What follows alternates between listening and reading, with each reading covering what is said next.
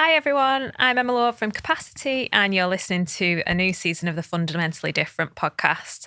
On today's show, I'm joined by two guests to create some space for discussion around the latest trends, insights and experiences in rethinking skills and youth employment. Naomi Hulston is Chief Executive of Catch22, a national charity working across the country and supporting thousands of people every year back into employment, many facing barriers to work. And Tracy Fishwick is Managing Director of Transform Lives Company, based here in the Liverpool City region. It's a social enterprise sharing the secrets and support to help people get a job and bringing well-being to people in work. So thank you, ladies, for joining me today. Thank you. I thought I'd kick off with kind of a why question. Why are you both here? Why are you both interested? Why are you both bothered about this and keeping this on the agenda? We often talk about jobs, qualifications, but why should we care about youth skills and employment beyond kind of the headlines? Naomi, I'll come to you first. Thanks. It's something we all have to care about. I think that is where I would kind of start. The future of any society or any economy involves long-term sustainability, and to ensure long-term sustainability, you need to invest in one of your greatest resources, and in that context, it's people. So when thinking about youth unemployment and thinking about young people more broadly and employability and skills, in order to really think about where we're going and what we need as a society, as humanity, as a global world, you have to think about the kind of things that we're going to need in the future. And that includes making sure we have the right kind of skills, the right infrastructure, the right capability to be able to survive and thrive. So I think it's something we all have to care about more broadly. Young people particularly, for me, it's about that sustainability and the long-term future that we're setting for ourselves. How can you have a future if you don't invest in the next iteration of your resource? So that's why I care. And on top of it, I also genuinely broadly care about people and society more generally, and what society can achieve as a result of the kind of skills and capability that they have. Thank you. A hard one to argue with. Tracy, I guess, anything to add to that? Yeah, I mean, obviously, completely agree. And I suppose things that I might add would be, like, what happens if you don't? And I think, I've worked on youth unemployment for nearly 30 years. It was something that I stumbled into from having a background in HR, and learnt by figuring stuff out, making some mistakes as well. But I think the dangers of not caring are, we know there's so much documented evidence around, if young people are unemployed for any significant period of time, there is a lifetime scarring on that young person, which means that they will have lower lifetime earnings. They'll probably have worse mental health, possibly physical health. They'll have lower self-esteem. And I think increasingly we're seeing, not just with young people, but with generally in society, more of a social or political disconnect with society, with the fundamentals of society. And I think unemployment and lack of hope is a big part of that. So there's many reasons to care. And I think that's probably what keeps me bothered about it. And now I'm probably in the third iteration of, we're approaching 1 million reasons, 1 million young people not in education, employment and training. And so, we need to care a lot. And thanks, Tracy. 30 years. I know. Obviously, then you say, surely not. Exactly what I was just going to say. Surely not. But I guess, why now? And maybe help paint a picture of what does it look and feel like to be a young person, unemployed? How does that differ? What have you seen change over that 30 years? Yeah, I mean, obviously we need to ask young people what it's like for them right now, but they won't have had that 30 years by definition. I think there's probably some things that are the same. I think maybe we call it different things now. So 30 years ago, I think I and our teams, we wouldn't have talked about mental health. We wouldn't have acknowledged the extent of neurodiversity. We didn't notice. No one spoke about it. Yeah. And so I think some of that stuff is good in terms of now we have more understanding, and there's more specialisms and more support around to be drawn on. Because I think the damaging effects of some of that previously were definitely, we would have predominantly worked with people who had, a criminal background from a young age, just not having any hope at all of finding employment. Much more stark choices. You kind of went into construction or you went into an office. Now, the world of work has changed, hasn't it? I mean, it's just totally different. Mm-hmm. So I think there's lots of similarities. I think there's ways that we describe it that we didn't have before in terms of what happens personally for people of all ages, but, definitely for young people. I think anxiety as well, just over sort of instability in the labour market, in the world. 30 years ago, we wouldn't have thought of getting people in jobs in the gig economy. Mm-hmm. We wouldn't have thought that that's how people would be making a living. And that's what young people are faced with looking at. Mm-hmm. And that's their entry point a lot of the time. And so, I think there's lots there that we can draw on, and there's lots that we need to be really thinking hard about and learning, keep learning and keep bringing in new ideas. Okay. So similar challenges, a different way of talking about them. I guess our eyes are a little bit more open to recognising what some of those barriers are, and we are more comfortable talking about those things. But in terms of the actual help, still feels like we're missing the mark.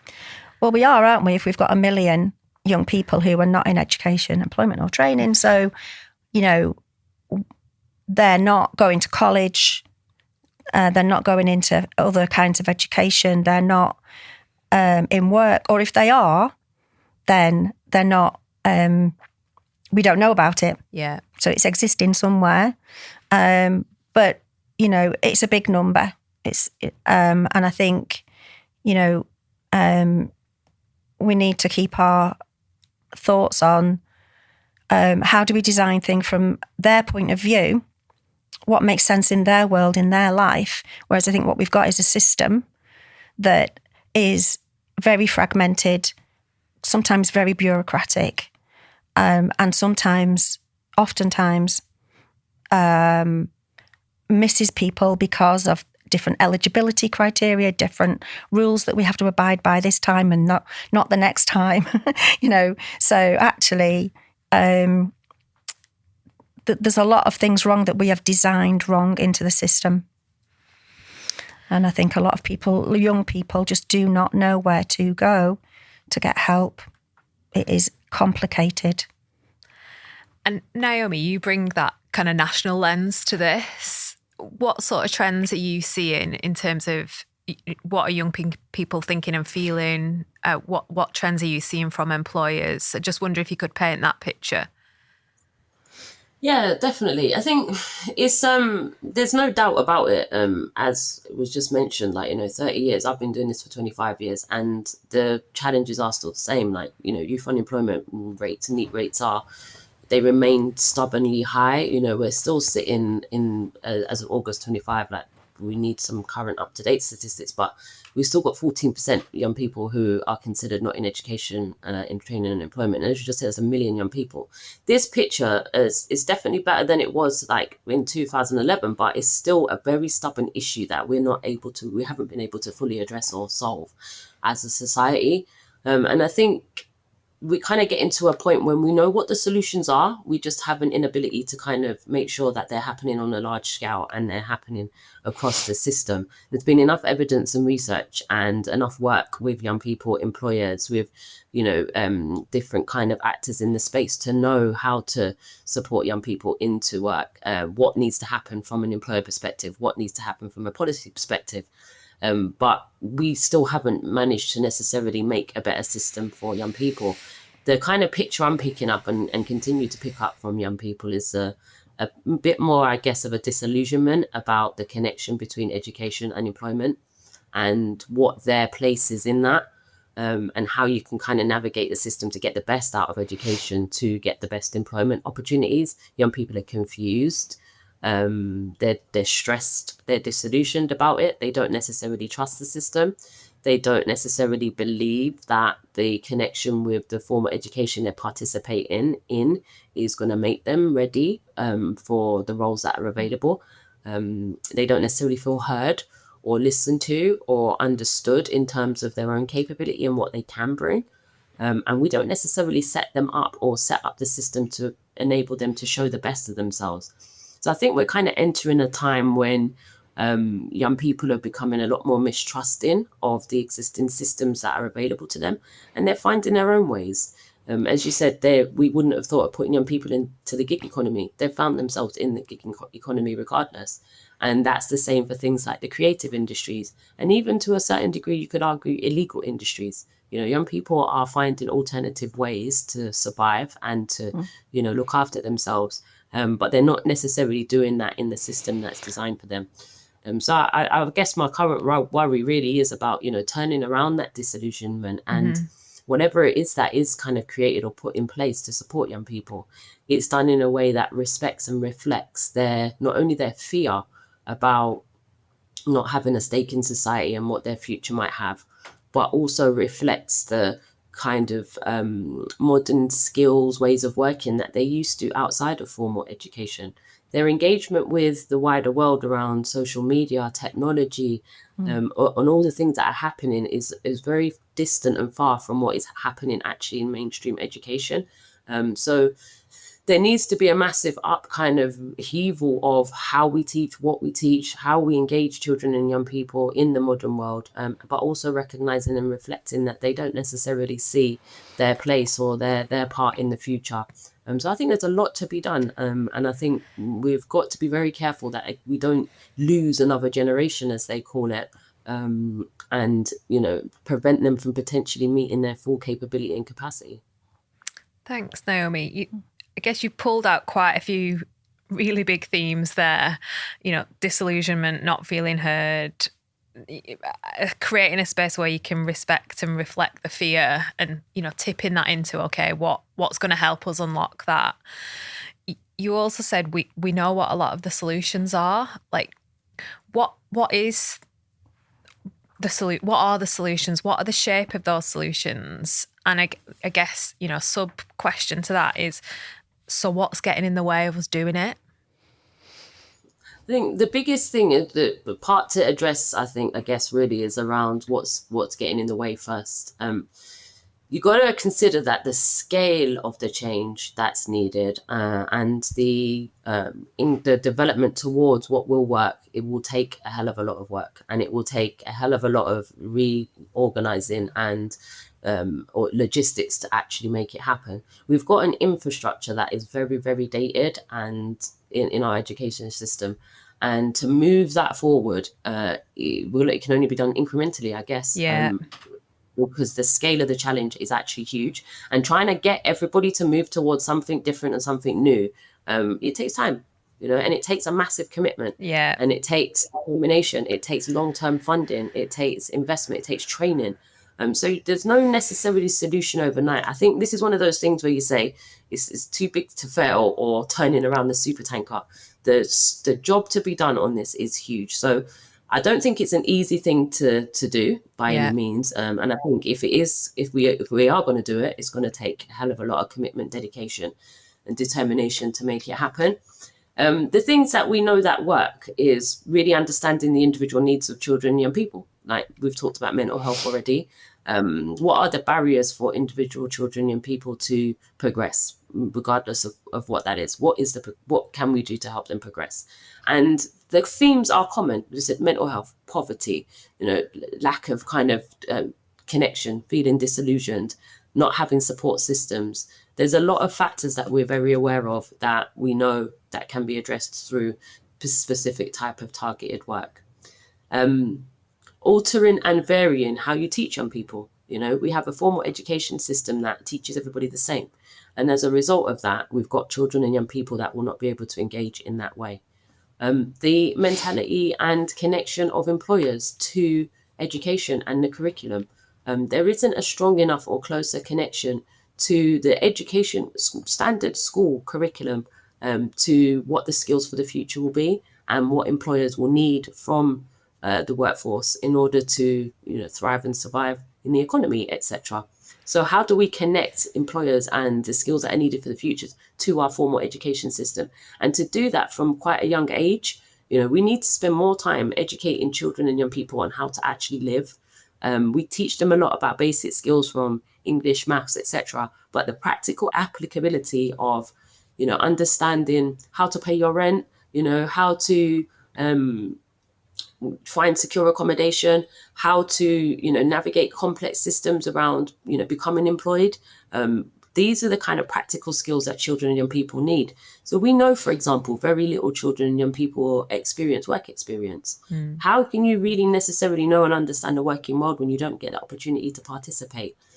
So through kind of the programs that, you know, colleagues on the call have been delivering, through programs we've been delivering, there are examples and ways to design and deliver formal education, informal education, skills-based development, apprenticeships, all sorts that help young people thrive. We need to make sure that it's coordinated. We need to make sure it's focused. We need to make sure it takes into consideration their needs and that it's actually connected into, you know, what skills are needed for the future economy. And then also to finally recognize, as I started this point with, it is going to take a significant amount of energy, effort and work from the whole ecosystem to actually make this happen. If we're genuine about shifting that million number target we talked around of the young people that are not in education, training and employment. Yeah. And I guess, Tracy, taking a regional view on that I guess that complexity, that scale exists. How is that playing out here in the Liverpool City region? I think that, I recognise everything that Naomi's just said there. I think is absolutely right. The disconnect between education and work, it is not a new thing, though. You know, after 30 years of doing this, every employer that you engage with pretty much says, we should just not turning out young people that are ready for work. And I think, well, when I left school and college and then uni, was I ready for work? Absolutely not, actually. What made me more ready for work was the fact that I did part-time work whilst I was, from being about 16. So I think that that has become more difficult for young people to engage in. We go back to, you know, the way that part-time work is sort of structured.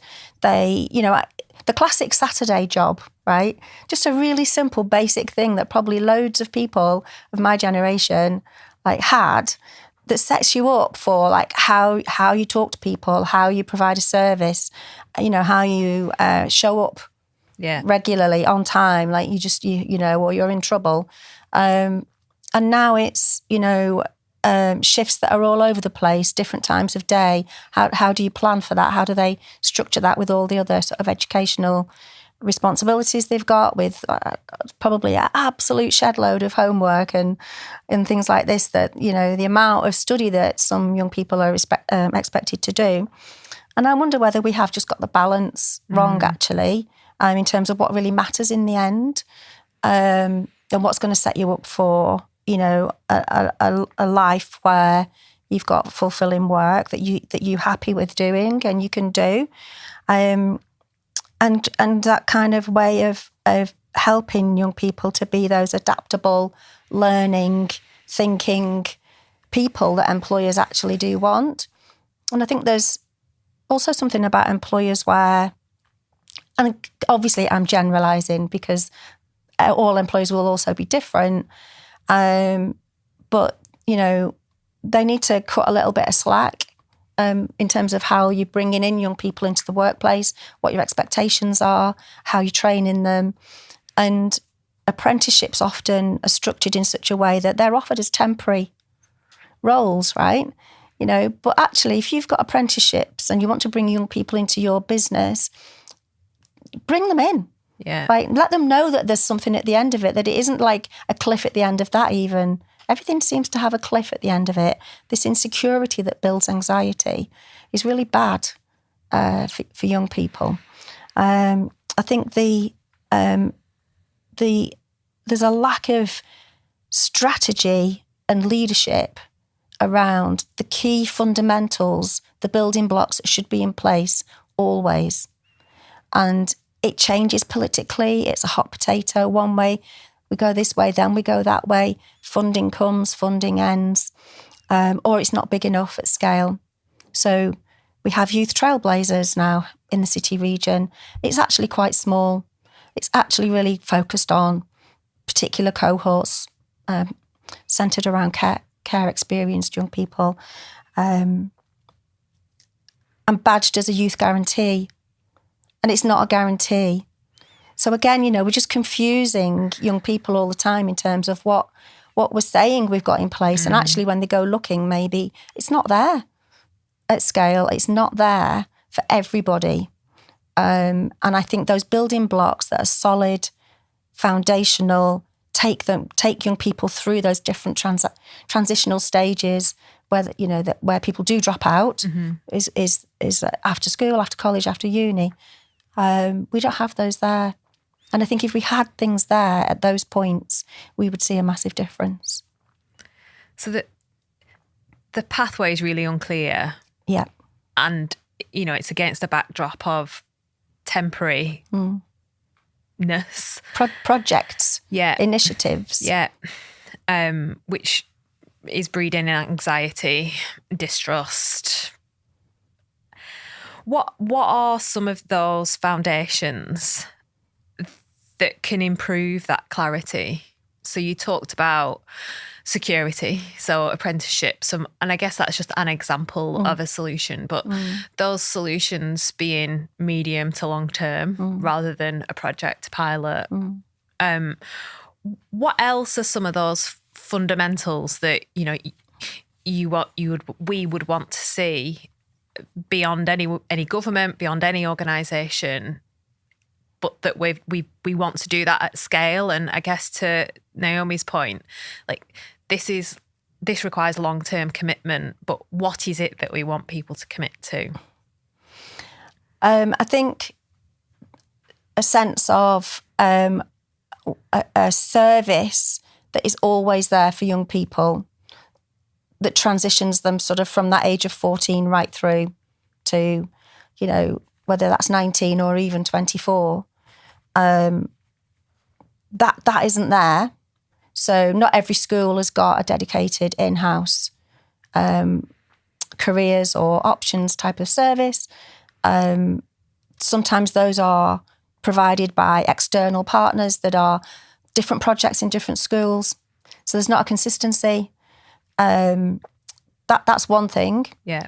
I think as well, if education isn't the pathway, and it isn't for a lot of young people, we just talked about 1 million there. Now, they will have maybe engaged in education post-16, but for whatever reason, that's not got them to where they could be. Things that, I would advocate for are different versions that we've seen of subsidised employment options. So we've seen things like the New Deal back in the late 90s and early 2000s that were at scale, talking of like 300,000 young people supported. Future Jobs Fund, 2010 roughly, 100,000 options, all employed in workplaces, getting paid, building up those skills around being in a workplace, being able to try, practice, mess things up. It's okay. The employer's got your back. We can try again. And think, that those come and go. And every time I've been involved in something like that, Kickstart was the latest one, even though it was smaller, those young people respond because they get it. I've got a job. Yeah. There's an employer that actually sees me every day. I've got things to do. I go home with my head held high. I'm getting paid. And I can see and then learning about all the different kinds of jobs that other people do that is literally impossible for someone in education to even know. Like, we don't know, do we? So I think that opening people's eyes to the world of work and all the different ways that people do earn a living that you just cannot even begin to imagine that you could do isn't resourced. But there are ways of resourcing it and ways that we've seen that that's happened and it's worked.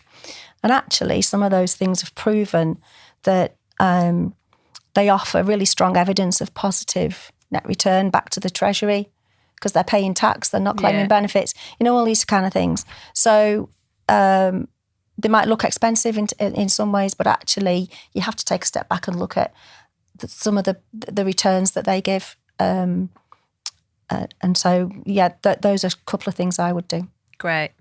And Naomi, anything you'd add to that list?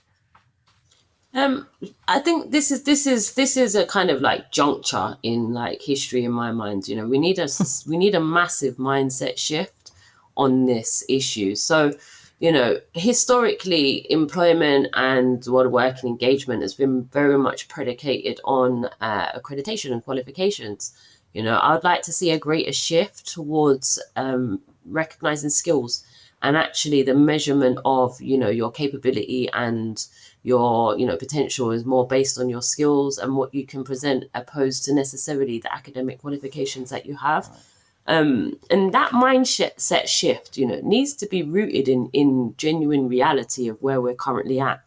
If you kind of look at the kind of economic situation that we're currently engaging or we're currently in, as was just mentioned, the link between economic productivity and the engagement of your society and your people, and the link to the kind of health and engagement levels of your society determine your economic, productivity, your strength and your might. So if your society is not necessarily doing well, Amelia needs, then you're not necessarily kind of getting the best economic productivity or the best out of your kind of society to a certain degree.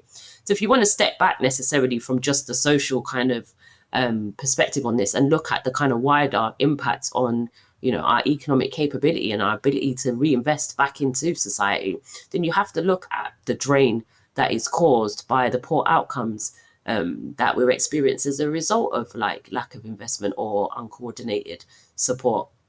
The more people that are out of work, not making a contribution in the sense that people are talking about, it costs us, it costs society, it costs more to provide support. The same with crime, the impact of crime on communities and how much that costs economies every year. The economic argument is equally as strong as the welfare related argument. So that should give us the imperative to act. So ultimately, fundamentally, for me, we need a mindset shift. If we're going to be an economic productive country, then we need to make sure that our resources is functioning effectively. And that means looking at, where we are with our future workforce, which is young people. So I would advocate definitely thinking about how you can move away from a kind of mindset of the top, 10, 20% or whatever it is of society gaining academic qualifications and then competing in the graduate race, to thinking about how you can equip all people to be career resilient and, able to make a contribution, not just to make sure their own lives are more positive, but to make a kind of positive society. So definitely skills-based recruitment and skills-based development.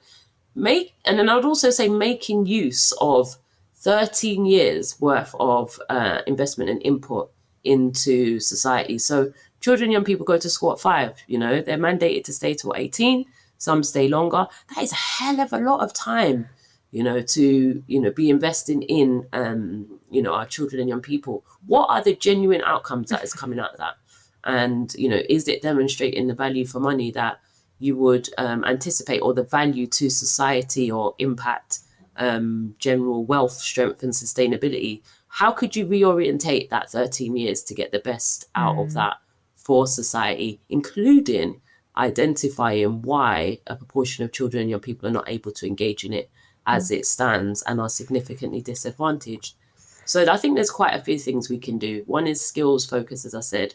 Second, I think, is career resilience, and helping children, young people really understand what careers means, how to build, how to cope, and how to problem solve, basic data literacy, that kind of thing. And then how you can get the best out of a significant period of time and investment to make sure that it delivers what we need for the future. Thanks, Naomi. You've both talked throughout all of those questions about skills. What are the skills that either we need as an economy, so, the sound bites are AI, green energy, care, but equally, what are the skills that we're not unlocking? The employers are not creating space for young people to thrive. They're two different questions, aren't they? So I guess what are the skills that we think the economy needs, that we need to make sure we're growing in our young people? But equally, what are the skills that our young people are growing themselves, but that we've not found a way to input those into the economy? This, I think, is a great question. I think generally, there's all the skills we already know, around, what's needed to be in the workforce. I think for when thinking about like where we're going, all the usual kind of things that we talk about, like digital literacy, maths, communication skills, AI, data basics, engineering, who's going to maintain the roads and the bridges in the future? We don't live in the Jetsons era yet where we're flying around in the sky. So, we've still got an infrastructure that needs maintaining, and we probably will do for the next 100 years. So, let's not forget the, existing reality standard quality jobs, that are needed, to continue to survive. I think some of the things really is around the resilience stuff more so, the problem solving, the ability to communicate, knowing where to get help, how to manage, potential conditions that you have. And then also, the aging population and the fact that we are still human beings. We're not robots or AI yet, we still need care, we still need health. We still need all of those kind of things as kind of core skills. But we also need to recognize where young people are showing their own capability and their own skills. Young people are doing incredible things in all kinds of areas, from, marketing, digital media. They're monetizing themselves in ways that we've never seen before. Children and young people have got YouTube channels making millions of pounds that my generation never even had the opportunity to. How do you harness that curiosity and that capability, and how do you help young people unlock their capability to provide some of the solutions that the world needs? We still need science, we still need environmental based studies. We've got hurricanes tearing the world apart. Like, how will we build in resilience? So some of the kind of key skills that I feel like I've thought were really helpful that were not generated from formal education actually came from my love of gaming. So growing up in like my age, like we had a lot of opportunity to participate in technological based gaming. I'm a big gamer, but when I reflect on the skills that I had brought from that to my work, from problem solving to logistics to planning to mapping, nobody ever asked me like, oh, where did you develop those things? I will tell you now, I didn't develop them in formal education. I developed them through my social activities. So how can we bring the kind of best of all the things young people are engaging in, from sports, arts, recreation, gaming, etc., and enable them to showcase how they've learnt those skills and what they will do with them in the workplace. So I definitely think a wider focus on holistic, broader education, as well as making sure we've got the skills for the future, the basic, genuine skills for the future, but then also equipping young people with the skills we need for the future. Yeah, thanks, Naomi. Tracy, anything to add? I think that was brilliantly articulated. Thanks, Naomi. I think what really struck me there is, not everyone's going to be an amazing digital content creator, etc. And I think there's, a sense that maybe that can be too many people's kind of route. Exactly. And I'm more interested in those things, the solid, good, very needed careers that this world needs. And that includes as well, people who can support, society. We need people who are more relational, who are flexible, who understand the lives that people are leading. And I think that actually young people have got a lot to give in that sense, in terms of, they've lived through a hell of a lot already, by the way, with the pandemic and things like that. And so they're probably more sensitized to those sorts of needs that people do have. And I see lots of young people who come through, the work that we're doing, and it just sometimes just feels to me like they're so full of anxiety about getting something wrong, not knowing how to do something, like almost having to be perfect before they've even tried to do any kind of job. And so those expectations feel very crushing. And we need to lift that away. And I think this kind of, way of creating more employer encounters between young people and jobs that they might never do, but they can have an experience and try and build from there. And we've hired a few people where initially they were just working 1 day a week for us, and now we couldn't cope without them. And they were young people. And their expectation was, well, that's all I could do. So there's something about us being able to be patient, to show some kindness, to create a space, and let people figure out what they're good at. Whereas we tend towards targets and systems and, pushing, and pressure. And I just think it's got a real bad vibe about it for young people, that they're under so much pressure in school. Let's not keep adding to it. Figuring out what I'm good at, we can all reflect on the spaces where we've still doing it. What do I want to be when I grow up? I don't know. You've talked about the role of employers here. How do they behave? And I know that's a sweeping generalized question, but are employers interested in helping people figure out what they're good at? Are they interested in being patient? Do they want to invest in, because the headlines we're saying here is our education system's probably not delivering the workforce that those employers need. And so as an employer, they probably feel like they're picking up the slack. So I'm curious to understand generally what do employers see their role as here? I mean, we meet a lot of employers in Liverpool City region, and we're not just talking to them about hiring young people, we're talking to them about all age groups of people. And invariably, employers do want to do all of those things. Yes, everyone's under pressure. We've all got businesses to work, deliver, get the job done, whatever it is that people's businesses are there for. And that's including the public sector and health and everything. And I think the other way of looking at it is most employers find it very difficult to fill jobs, actually.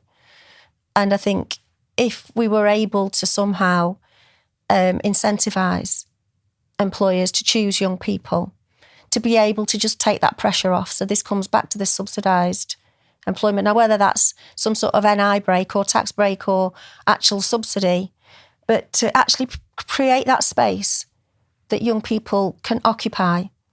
Because actually what happens is 8 or 9 times out of 10, that employer falls in love with that young person and doesn't want to let them go. Because they've seen what they can do then, they've figured it out. And I think sometimes we can boil this down to some simple stuff that we forget about. Okay. Yeah. Creating the space, make it attractive for employers. So don't put all the onus on an employer. There's a lot that they'll take on board. But there's also probably stuff we could do to help them that would actually help to oil all of this, so that, when I've run Kickstart, when I've run Future Jobs Fund, and we've said, you don't have to worry about the wages for 6 months. The amount of jobs that come forward that are creatively put together, that they've really thought about, we could have someone doing this because we can never afford that, or we could help to teach them this new thing, or they could buddy up with this existing member of staff, or they could be the succession that we're looking for. It knows no bounds, actually. So I think it's probably us all working together as ever to come up with a solution. And Naomi, you're, I imagine, speaking with employers across the country. Are you seeing similar, different, any other kind of observations in, I guess, their perception of their role?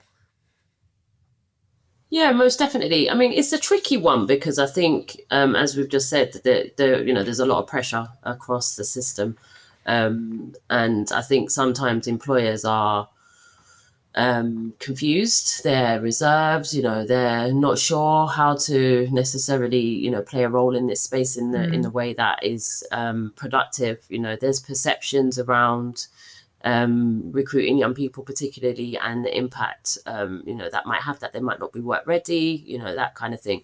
So I think there needs to be more work done to help employers really understand how they can do this well. So we've got some really good examples. I've recently spent a good chunk of time with National Grid, of our program Grid for Good, and their focus at the time of the conversation very much was around social mobility and how you help people continue to move forward. There's a bit of a recognition, I guess, that you may come to your workplace at a certain stage in a space, with a certain amount of skills, knowledge and capability. But we all know that as you move through your career, you need to continue to upskill. You need to continue to develop, and, your lives change and things happen. So the focus on kind of like lifelong learning and continuing to develop and evolve your workforces is a topic in itself. Never mind, how do you attract, talent from various types of communities. So I think there's some good examples, Grid for Good and National Grid is a good example there. Another good example is our work with Shell. So Shell were really keen to find ways to support young people into green energy related roles, but didn't necessarily have the reach or the connection within communities to be able to do that. So they worked with us to create our Energize program. And that was focused on making sure that the kind of pre-training, the support that was in place before people came to their organization or came to those roles was reflected of the skills required of those roles. So I think there's some good examples. And I agree, incentivize employers it always helps, but it doesn't necessarily make the program stick. And we see a lot of short-term related programs that, don't necessarily have the impact that they could have if they were invested in a lot longer and were more delivered at scale. So I would definitely say encouraging employers to reflect on the long-term contribution they make to society, and then the return on potential investment through their own dividends, shareholders, etc., is it's an economic argument that I think makes a lot of sense. And for that reason, you need to continue to evolve and invest in your workforces, including recognizing how you bring young people in and what role they will play in your organization in the future. So on that note, I would probably go a step further. And yes, as I said, you can incentivize, but I'd alter things like the apprenticeship levy to be much more focused on how you help flexible skills growth, and how you can spend it on kind of wider, high quality training to support entry level roles, and how you can support kind of like short courses or or some kind of intern work that's paid at a rate to give people experience and opportunities. And then I'd push it one step further, and I'd reduce the age in which young people can work. So I would find ways to engage young people in the workforce from about 12 or 13. I think it's too late to allow them to start properly having jobs 15, 16. There's a lot of roles that are part-time and, can be delivered, and we can support young people to engage in the workforce a lot younger than we are now. The illegal economy is engaging young people at a rate in which the legal economy is not. And whether, there's a moral argument about that. Fundamentally, we don't have control over what that market does to a certain degree. And because of it, young people are being exploited. What it does tell us, though, is that young people do want to work and they do want to do something and they do want to make money. So how do we help them gain skills, make money, potentially, not everybody's in a position where they have what they need at a younger age, and to do that safely in a way that's meaningful, but also gives a good passport to progression, allows them to build skills and capability that they can present in the future, but also allows them to continue learning and to not be exploited. And there's a lot to think about, but I think there's a lot employers can do. I think there's a lot government can do. And I think there's a lot as a society, as parents, as people, practitioners, that we can all do. There is a lot to think about there, Naomi. And I guess you started to paint a picture of what success could look like and how might we know. And Tracy, we were chatting just before we started the recording around, at the moment, like, we just count things. That it's not really giving us an indication of success. So I wonder, Tracy, if you could paint the picture of how we're currently attempting to measure success, and maybe then, bringing in some of what you were starting to cover there, Naomi, like, how might we measure success? I mean, we've got measurements all over the place, haven't we? We like to measure qualifications and grades and percentages of, how many passes, and put all that pressure on. And we start that at a very young age. We measure the NEET rate and how many are not. So again, like looking at, the failure rates, if you like. That's not young people's failures, it's ours.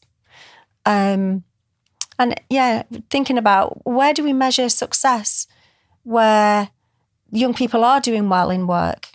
What percentage of the workforce is young? Where are they at in terms of their earning potential? What are we doing to help them progress in their careers? What resources can we put in there? I think we just call it apprenticeships at a higher level. Yeah. But there's other ways of this, obviously. And I don't really have a grasp on what we might be looking for in terms of measures of success. But I think if you look at, if I just boil it down to even just our workforce and a measure of success for young people, or young people that I've helped into work in the past, it's that they're still in that employer 25 years later. Yeah. They've progressed, they've become managers. They're looking after 2 kids and they've got a sustainable, happy life. They've got holidays. All the things that we would all say makes for a happy life. Are we measuring those things, those well-being things, and being proud of those, actually? And that's actually what we're trying to paint a picture of, isn't it? In terms of what is possible, the hope that everybody deserves, really. Thanks, Tracy. Naomi, anything to add? I think the kind of wider kind of societal sentiment, I think, is really important, so, how are children and young people feeling? Are they happy? Are they being protected? I think there's this interesting kind of view, things we can measure there to see how well they're doing. In terms of an employability space, I would say being job ready or being work ready would be a better mechanism than 80% got a GCSE in maths.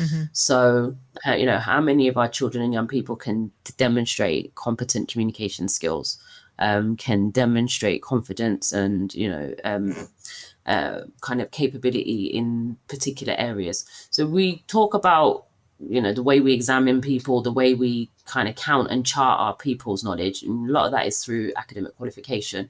What about, finding alternative ways for people to demonstrate skills, such as through project-based work?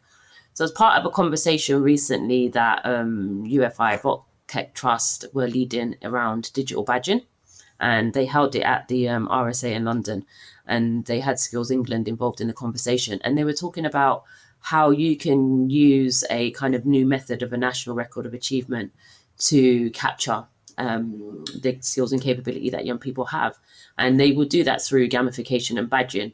So, people do a lot of things from Girl Guides, skills, sports, football, whatever it is. They do a lot of volunteering, people participate. How can you gain badges in your day-to-day community, your work, informal education and formal education to demonstrate the skills and the capability that you have? So like a great example is when I was a volunteer, I started off my career as a volunteer when I was like 17 with 10 other volunteers. And we were all given the opportunity to participate in community activities. We did mass consultation across London for Southwark Council for consultation about regeneration. We went out and spoke to hundreds and hundreds of young people about what the community should look like as a result of this regeneration. Nowhere was that captured or recognized as a piece of work that I had done and a skill that I had developed. Now, if somebody was able to turn around and say they witnessed me do that, they could see the outcome that was achieved as a result of that. And they could detail the kind of skills that I used and the things that I did, and then give me a badge for it. That could be then logged onto some kind of national digital badging scenario that says that I have that skill and competency. And it's the same for young people. They're out there doing stuff all the time that isn't reflected or recognized in a national kind of skills qualification framework that could be captured and could be captured over that 13-year period of full-time mainstream education to enable us to see, the distance traveled that young people have made, and also potentially where the gaps are. And I'm sure they would also really enjoy collecting their badges, So I think there are mechanisms out there already that are being talked about that can help us alter the way that we measure this. Like another one is to potentially track learning and income trajectories over a couple of years. Make the investment and then step back and see what happens over a period of time. But it requires patience and it requires patient investment and not short-term investment. Mm-hmm. Okay, so there's lots of ideas that require a lot of patience. And you've both kind of shared that between you, you've got 55 years experience. Thanks for that. So I guess, my question to finish is, what keeps you hopeful? Like, why are you still doing this? You've painted a really kind of bleak picture, but you're still fiercely committed to advocating in this space. So, Tracy, what keeps you hopeful? Oh, it's just the simple things, isn't it? Ultimately, then when you see success, when you see the difference a job has made to someone's life, the way they walk into the room in a different way, that they go out at lunchtime and get their butties because they can afford it. They tell you what they've done at weekend. They've booked a holiday. All these things, the difference, and this just that. I know I don't want to be a cliche or anything like that, but that is literally, when I think, oh my God, I can't do this anymore. This is just driving me wild. No, not another change or whatever it is.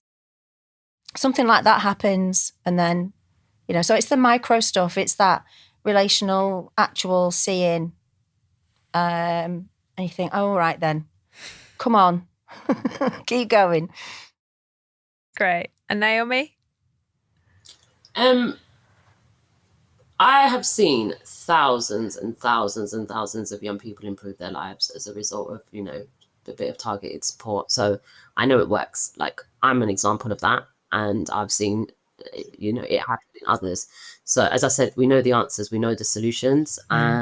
We just need to get them adopted at scale. Like, in my earlier career, there was a big issue around teenage pregnancy.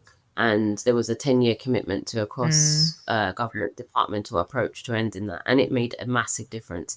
We need something similar on youth unemployment, regardless of the government, regardless of the local authority. But attempt like a very long-term commitment with all stakeholders heavily invested.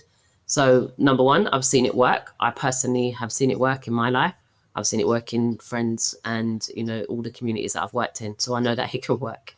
And secondly, I do believe there are solutions that we can implement. So those are the kind of things that give me hope. And the final thing that gives me hope is the incredible resilience and talent that young people, generation after generation, continue to keep demonstrating. Watching the things that make them smile, that make them happy, and that the things they do, it's incredible and it's remarkable, and we need to harness that. So because of that, I'm super optimistic, but it can feel difficult at times. I will definitely agree to that. Thank you both. So that brings us to the end of this episode of Fundamentally Different podcast. It just leaves me to say a really big thank you to Naomi and Tracy for your time in taking part in this brilliant conversation. To check out the work that we do at Capacity, Catch22, Transform Lives Company, you can find all the links in the show notes. And don't forget to subscribe to more Fundamentally Different podcasts on Spotify, Apple, Google, or wherever you get your podcasts.